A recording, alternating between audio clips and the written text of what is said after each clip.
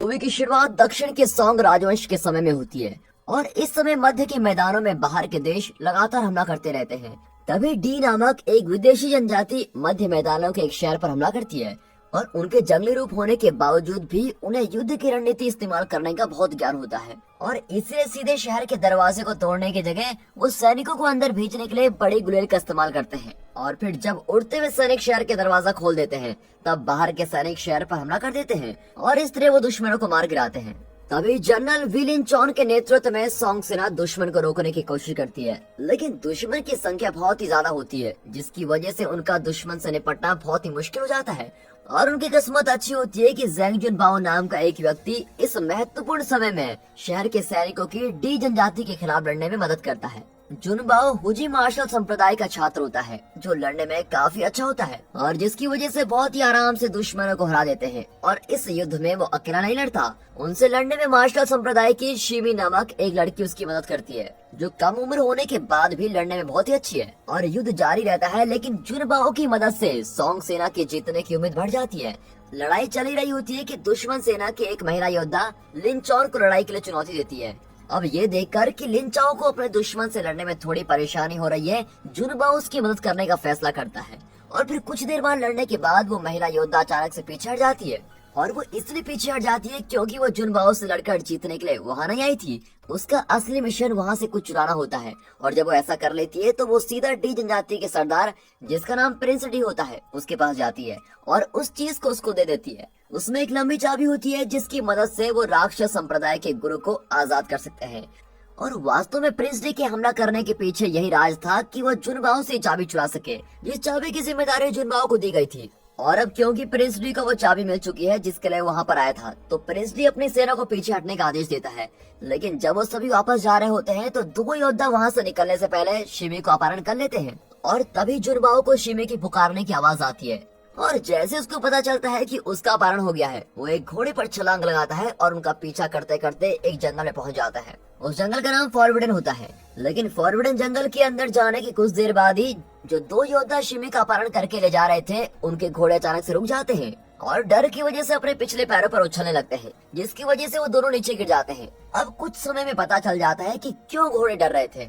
वहाँ पास ही में एक बड़ा सा जीव उनका पीछा कर रहा होता है। जंगल पूरी तरह से शांत होता है, कोई भी आवाज नहीं आती और वो दोनों उस जीव के सामने आने का इंतजार कर रहे होते हैं। लेकिन तभी उनमें से एक जमीन के अंदर खींचा चला जाता है। वो एक बड़ी कैटरपिलर होती है जिसका निशाना अब आखिरी बचा हुआ सैनिक होता है। लेकिन तभी सौभाग्य से जब बड़ी कैटरपिलर सैनिक को पकड़ती है, उसी समय जुनबाओ शिमी को बचाने के लिए आ जाता है। जुनबाओ उस गुरु से लड़ने की कोशिश करता है, लेकिन तभी कहीं से एक लड़की वहाँ जाती है और उस जानवर को काबू में कर लेती है। उस लड़की का नाम यूईर होता है जो उनको बताती है कि जंगल का ये इलाका उसके पालतू विशाल कैटरपिलर का है और वो जुनबाओ से कहती है कि उसे उसकी मर्जी के बिना इस जंगल में नहीं आना चाहिए था, लेकिन वो बताता है कि उसे शिमी को बचाने के जंगल में आना पड़ा। अब ये सुनकर यूईर जुनबाओ और शिमी को वहाँ से निकलने देती है। अब इसी दौरान दिखाते हैं कि विलिन चौन और सैनिक मांगने के लिए शहर के अधिकारियों के पास जाता है, लेकिन अधिकारी बेपरवाह की तरह उससे कहता है कि और सैनिक कभी नहीं पहुंचेंगे। और ली चौन ये बात सुनकर बड़ा ही चौंक जाता है। फिर वो अधिकारी को अपनी उस परिस्थिति को समझाने की कोशिश करता है जिससे वो अभी सामना कर रहे हैं, लेकिन वो अधिकारी कहता है कि अगर वो अपने शहर को भी बचा भी ले, लेकिन अगर भविष्य में दुश्मन फिर से हमला करते हैं तो वो उससे बच नहीं पाएंगे। और फिर अधिकारी उसकी बात नहीं सुनता, बल्कि वो उससे और भी नाराज हो जाता है क्योंकि लिन चौन उसके दोपहर के खाने के बीच में आ गया है। और फिर अब यहाँ से लिन चौन समझ जाता है कि वो अधिकारी उसकी बात नहीं सुनेगा और फिर उनको बिना परेशान किए वो वहाँ से चला जाता है। अब वो मदद तो नहीं कर सकता, लेकिन राज्य की भयानक स्थिति के बारे में सोचकर बहुत ही डर रहा होता है। और फिर जुनबाओ लिन चौन से मिलता है और उन्हें थोड़ी वाइन पीने के लिए देता है। वो दोनों बचपन के बहुत ही अच्छे दोस्त होते हैं। जुनबाओ को बचपन से मार्शल आर्ट्स की कॉलेज में जाना था, जबकि लिन चौन को सेना में। और अब अपने दोस्त की लड़ने की कुशलता को देखकर वो जुनबाओ को सेना में लेना चाहता है। उसे लगता है कि युद्ध के मैदान में उसके होने से वो अपने राज्य के दुश्मनों को आसानी से हरा सकते हैं, लेकिन दुर्भाग्य से जुनबाओ सीधा उसके प्रस्ताव को मना कर देता है और कहता है कि उसे हमेशा युद्ध के मैदान में रहने की कोई दिलचस्पी नहीं है। अब कुछ समय बाद दिखाते हैं कि जुनबाओ एक बूढ़े आदमी से मिलने जाता है जो पिछले 12 साल से बंदी होता है। वो बूढ़ा आदमी कोई और नहीं बल्कि हुजी संप्रदाय का बहुत बड़ा दुश्मन होता है जिसका नाम जिंग है। और प्रिंस डी दानव संप्रदाय के गुरु जिंग को ही आजाद करना चाहता है और जुनबाओ जेल में जिंग से ये पूछने आता है कि क्या वो उसको थोड़ी वाइन के बदले दानो संप्रदाय के लड़ने के तरीके सिखा सकता है। लेकिन हुजी संप्रदाय के छात्रों को दानो संप्रदाय के तरीके सीखना और अभ्यास करना बिल्कुल मना है। लेकिन जुनबाओ इस बात की परवाह नहीं करता। इसके अलावा संप्रदाय के सरदार को चुनने का समारोह जल्दी रखा जाता है। जुनबाओ सोचता है कि कुछ नए लड़ने के तरीकों से वो आसानी से जीत सकता है और दूसरे उम्मीदवारों को ये पता ही नहीं चलेगा कि मैं ये चीजें सीख रहा हूँ। वास्तव में हुजी संप्रदाय में सरदार को चुनने के लिए उम्मीदवारों को अखाड़े में लड़ना होता है और जो कोई भी ये जीतेगा वो संप्रदाय का नया सरदार होगा। और जब चुनने का दिन आता है तो एक दूसरा छात्र सरदार बनने के लिए सबसे ज्यादा योग्य होता है, खासकर जब वो दूसरे प्रतियोगियों को आराम से हरा देता है। लेकिन जैसे ही वो उसे अपना सरदार चुनने वाले होते हैं, जुनबाओ वहाँ आखिरी समय में आ जाता है और प्रतियोगिता को जारी रखता है। जुनबाओ को अपने प्रतिद्वंदी को हराने में ज्यादा मेहनत नहीं करनी पड़ती और वो अपनी नई राक्षसी स्किल से प्रतिद्वंदी को आराम से हरा देता है। तभी संप्रदाय के गुरु बूढ़े उसकी इस टेक्निक को पसंद नहीं करते। वो उसको इस टेक्निक का इस्तेमाल करने के लिए बहुत ही डांटते हैं और उसे चेतावनी देते हैं कि वो अब कभी भी दानव संप्रदाय के तरीकों को सीखने की कोशिश नहीं करेगा। लेकिन तभी जुनबाओ कहता है कि कोई भी मार्शल आर्ट सीख सकता है, क्योंकि कोई भी महान और बुरी टेक्निक जैसी कोई चीज नहीं होती। केवल उसका इस्तेमाल करने वाले का दिल और इरादे मायने रखते हैं, न कि टेक्निक। लेकिन गुरु उसकी बात को नजरअंदाज कर देते हैं, क्योंकि उन्हें सिर्फ अपने तरीकों पर विश्वास होता है और इसी वजह से प्रतियोगिता को वहीं रोक दिया जाता है, क्योंकि दोनों पक्ष अपनी अपनी बातों पर सही होते हैं। और जब सब वहाँ से चले जाते हैं, जुनबाओ वहाँ आराम करके बैठ जाता है और शिमी के साथ हंसी मजाक करने लगता है।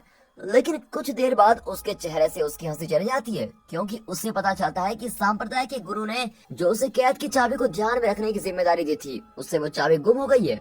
पहले तो बहुत ही घबरा जाता है, लेकिन अब वो ज्यादा देर इस बारे में नहीं सोचता। और इसी दौरान हमें पता चलता है कि यूइर जो कैटरपिलर को कंट्रोल करती है, वो जिंग की बेटी है, जो कुछ समय के लिए अपने पिता की जगह संप्रदाय की मुखिया बनती है। और वो ये जानकर बहुत ही गुस्से में होती है कि संप्रदाय के कुछ लोग डी जनजाति का साथ दे रहे हैं और अब डी जनजाति उनके पास आती है और हुजी संप्रदाय को खत्म करने के लिए उनका सहयोग मांगती है। और वो उसको कहते हैं कि अगर वो उनकी मदद करती है तो प्रिंस डी उसके पिता को आजाद करने वाली चाबी उसे दे देंगे। लेकिन फिर भी वो उनका साथ देने से मना कर देती है और जैसे ही उसका साथ देने से मना करती है, प्रिंस जी का एक आदमी उस पर अचानक से एक जहरीले हथियार से हमला कर देता है। वो उसे बताते हैं कि अगर इस जहर का इलाज 3 दिन में नहीं किया गया तो वो मर जाएगी। लेकिन उसके लोग इस बात को सुनकर भी उसकी मदद करने के लिए नहीं होते, जैसा कि उन्होंने अभी से अपनी वफादारी प्रिंस जी को सौंप दी हो। अब उसे समझ आ जाता है कि अगर वो उससे अभी अकेले में लड़ेगी तो वो उसे जीत नहीं पाएगी, इसीलिए वो वहाँ से भाग जाती है। अब अगली दोपहर जुनबाओ रोज की तरह वाइन पीता हुआ जंगल से जा रहा होता है और कुछ दूर चलने के बाद वो यूइर को एक बांस के पेड़ के पास देखता है और शरीर में जहर फैलने की वजह से उसकी हालत बहुत ही गंभीर होती है। लेकिन अब क्योंकि वो संप्रदाय का मुखिया है, तो वो अपने पास हमेशा उजी तरीके से बनी हुई यिंगयांग गोली अपने साथ रखता है, जो हर तरह के जहर से इंसान को ठीक कर सकती है। और फिर वो ये गोलियां उसको दे देता है और फिर धीरे धीरे दवाई काम करना शुरू करती है और उसका जहर का असर खत्म होता है। अब बाद में रात को दिखाते हैं डी जनजाति और दानो संप्रदाय की सेना जिंग को बचाने के लिए हुजी संप्रदाय के ठिकाने पर हमला करती है और हुजी संप्रदाय में एक भी ऐसा व्यक्ति नहीं होता जो उनको रोक सकता है, इसीलिए बिना किसी मुश्किल से वो उसको वहाँ से छुड़ा लेते हैं। और हमले के दौरान जुनबाओ यूइट से बातें कर रहा होता है, जो ठीक हो गई होती है। और तभी शिमी भागती भी आती है और उसे बताती है कि उनके हमले पर क्या हो गया है। अब वो भागकर वहाँ पर जाता है, लेकिन दुर्भाग्य से वहाँ पहुँचने में बहुत ही देर हो जाती है। सभी छात्र, गुरु और संप्रदाय के मुखिया मर चुके होते हैं, लेकिन अपनी आखिरी सांस लेने से पहले मुखिया जुनबाओ को संप्रदाय के मुखिया की जगह दे देते हैं और कहते हैं वो और शिमी हुजी संप्रदाय के आखिरी वंशज है, इसलिए उन्हें जिंदा रहना ही होगा और भलाई को भी जिंदा रखना होगा। अब कुछ दिन बीतने के बाद जुनबाओ को आखिर समझ में आ जाता है कि जो चाबी वो संभाल रहा था उसे डी जनजाति के योद्धा ने तब चुराया जब वो लड़ रहे थे। लेकिन अब ये बात समझने के बाद भी इसका कोई फायदा नहीं है, क्योंकि अब बहुत ही देर हो चुकी है। वो समय को बदल नहीं सकता और अपने साथियों और गुरु को वापस भी नहीं ला सकता, जो उसकी लापरवाही की वजह से मारे गए हैं। वो सिर्फ ये कर सकता है कि मुखिया के आखिरी शब्दों का पालन करे और आगे बड़ी और अच्छी जिंदगी बिताए। फिर जब रात होती है तो जिंग अपनी बेटी यूइट से मिलता है और अपने साथ उसे संप्रदाय में वापस चलने के लिए कहता है, लेकिन वो तुरंत उसकी बात नहीं मानती। इसके बजाय वो उसको बताती है कि उनके लोगों ने डी जनजाति के साथ हाथ मिलाकर उसको धोखा दे दिया है। उसका मानना है कि डी जनजाति के द्वारा हुजी संप्रदाय को खत्म करने के बाद वो उसके पिता की शक्तियों का इस्तेमाल करके पूरे राज्य पर कब्जा करना चाहते हैं। लेकिन जिंग को इस बात से कोई मतलब नहीं होता। वो अभी भी पूरे राज्य से चिढ़ता है, खास तौर पर उन 8 मार्शल आर्ट संप्रदाय से जिन्होंने दानो संप्रदाय को खत्म करने की कोशिश की थी। यहाँ तक कि उसकी पत्नी ने यूइर को बचाने के लिए अपनी जान तक दे दी थी। फिर भी जिंग अपने ठिकाने पर वापस जाता है और जिन लोगों ने उनके सांप्रदाय को धोखा दिया और यूर को मारने की कोशिश की थी उन्हें वो सजा देता है। लेकिन इसी बीच मुखौटा पहना हुआ डी जनजाति का एक आदमी वहाँ आता है और 8 सांप्रदाय को खत्म करने के लिए उसका साथ मांगता है। जनजाति का जिंग पर एहसान भी है, इसलिए वो सोचते हैं कि जिंग उसकी बात को नहीं ठुकराएगा। लेकिन अचानक से जिंग उसकी बात का जवाब उस पर एक तलवार फेंक कर देता है। लेकिन मुखौटा पहना हुआ व्यक्ति तलवार को पकड़ लेता है और बहुत ही आसानी से उसको मोड़ देता है। अब दूसरी ओर जुनबाओ को दिखाते हैं जो दानव संप्रदाय से बड़ा ही गुस्सा है और फिर वो आखिरकार 8 संप्रदाय के मुखियों से मदद मांगने जाता है जो एक बैठक के लिए आए होते हैं।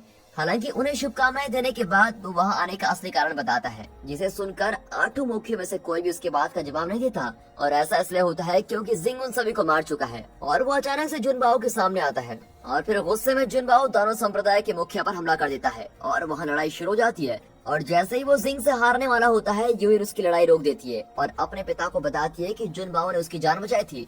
और ये बात सुनने के बाद जिंग उसको जाने देता है। लेकिन जैसे ही जिंग और यूर वहाँ से जाने लगते हैं मुखौटा पहना हुआ आदमी वहाँ जाता है और बाहर जाने के रास्ते को बंद कर देता है और उससे जबरदस्ती लड़ने को कहता है। उनके बीच लड़ाई शुरू हो जाती है और कुछ देर लड़ने के बाद जिंग वो लड़ाई हार जाता है। अब जिंग को हारता देख जुनबाओ उसकी जगह मुखौटा पहने हुए व्यक्ति से लड़ता है, लेकिन वो भी मुखौटा पहने व्यक्ति से लड़ नहीं पाता। लेकिन वो उसका मुखौटा उतार देता है और अब सभी को पता चलता है कि मुखौटे के पीछे कौन है। वो उसके बचपन का दोस्त जनरल विलिंचॉन होता है। और यहाँ पर आखिरकार पता चलता है कि चाबी लिंचॉन ने चुराई थी और उसी ने उसे महिला योद्धा के पास फेंक दिया था। उसने ये धोखेबाजी इसलिए की थी क्योंकि वो बेईमान अधिकारियों से परेशान हो गया था जिन्हें शहर के लोगों और सैनिकों की कुछ भी परवाह नहीं थी और उन्हीं की वजह से दुश्मन महल की सीमा में घुस गए थे। फिर लिंचॉन जुनबाओ को उनसे जुड़े रहने का मौका देता है और वो उससे कहता है कि एक दूसरे के साथ वो दुनिया जीत सकते हैं। लेकिन जुनबाओ उसके इस प्रस्ताव को ठुकरा देता है। वो कहता है वो उसको पहले भी मना कर चुका है तो अब वो उसका साथ क्यों देगा जब वो एक खतरनाक पागल की तरह दिख रहा है। तभी शिमी भी लिंचॉन से नाराज होती है। वो उसको मारकर उसका मुंह बंद करना चाहती है, लेकिन दुर्भाग्य से वो उसके हमले को बहुत ही आसानी से रोक देता है। वो उसका गला दबाता है और उस बेचारी बच्ची को जहर दे देता है। अब ये देखकर जुनबाओ उसकी मदद करने की कोशिश करता है और लिंचॉन को लगातार मारता है, लेकिन इसका भी कोई फायदा नहीं होता, बल्कि लिंचॉन उसको हरा देता है। अब इस समय जिंग भी समझ जाता है कि वो उस राक्षस से जीत नहीं सकते, इसीलिए वो बड़े कैटरपिलर को वहाँ बुलाता है और उसे यूर, जुनबाओ और शिमी को वहाँ से ले जाने के लिए कहता है। और अब उनके जाने के बाद वो खुद लिंचॉन को रोकने का प्रयास करता है, लेकिन वो उससे मुकाबला नहीं कर पाता और लिंचॉन के हाथों मारा जाता है। अब उनके वहाँ से जाने के बाद शिमी जहर को सहन नहीं कर पाती और वो भी जुनबाओ के हाथों में मर जाती है। तभी अगले दिन शिमी की कब्र के पास वो बैठा रहता है और अपने आप को संभाल रहा होता है, लेकिन दुश्मन उसे कुछ देर वहाँ बैठने का मौका भी नहीं देते और इस बार वो दानव संप्रदाय के 2 मुख्य योद्धा से एक साथ लड़ता है और वो उस पर बेरहमी के साथ हमला करते हैं और उसको नदी में फेंक देते हैं। लेकिन यहाँ जुनबाओ को वो शांति मिलती है जिसकी उसको जरूरत होती है। वो सांप्रदाय के सरदार की कही बात को याद करता है। यूर, जिंग और लिंचॉन उसे प्रेरणा देते हैं कि उसे क्या करना चाहिए। और फिर अचानक से 2 मछली यिंग और यांग उसके पास तैरने लगती है और किसी न किसी तरह वो उसको जगाती है और उसे सभी हुजी टेक्निक और गुप्त ताइची टेक्निक सिखा देती है। और फिर वो अपनी नई शक्तियों के साथ वो उन दोनों दुश्मनों को हरा देता है। फिर दिखाते हैं कि प्रिंस डी लिंचॉन के काम की तारीफ करता है। उनकी ये रणनीति होती है कि 8 सांप्रदाय के मुखियों को मारना है जो शहर की रक्षा में प्रमुख भूमिका निभाते हैं। फिर वो प्लान करता है कि अगले दिन प्रिंस डी मध्य के मैदानों पर हमला करेगा और वो चाहता है कि लिंचॉन उसकी सेना की अगुवाई करे। लेकिन लिंचॉन प्रिंस डी का आदमी बनकर नहीं रहना चाहता क्योंकि उसकी अलग योजना होती है। अब उसके बाद वो जनजाति के आदमी को मार देता है और प्रिंस डी पर हमला करता है। तभी कुछ समय बाद जुनबाओ और यूर आखिर में सब खत्म करने के लिए वहाँ पहुँच जाते हैं और फिर भी वो लिंचॉन को उसका मन बदलने के लिए एक मौका देते हैं, पर लिंचॉन उनकी बात को अनसुना कर देता है और अपनी गलती मानने से मना करता है। दुनिया के धोखा देने के बाद अब उसका उन पर विश्वास उठ गया है और इसीलिए उनकी विवाद को सिर्फ लड़ाई के जरिए ही सुलझाया जा सकता है। लेकिन जैसे ही वो लड़ाई करने लगते हैं अचानक से बड़ा कैटरपिलर यूरी की मदद करने आता है। कैटरपिलर को देखकर लिंचॉन के दिमाग में योजना आती है और उसे अंदाजा होता है कि जुनबाओ की ताकत बहुत बढ़ चुकी है, तो क्यों ना वो भी ऐसा कुछ करे जिससे उसकी ताकत बढ़ जाए। और वो बड़े कैटरपिलर के पास जाता है और हाथों में उसका दिल निकाल लेता है। उसे लगता है कि किसी प्रकार उसका दिल खाने से उसकी ताकत बड़ी हो जाएगी और फिर आखिर में लिंचॉन जुनबाओ को आसानी से हरा देता है क्योंकि उसकी टेक्निक काम ही नहीं करी थी। फिर जुनबाओ और यूर दोनों अलग अलग रास्ते पर चले जाते हैं और फिर यूर एक ऐसी जगह को ढूंढती है जहां वो अपनी जिंदगी गुजार सके और जुनबाओ पहाड़ों की ओर निकल पड़ता है। और दोस्तों यहाँ पर ये मूवी खत्म होती है।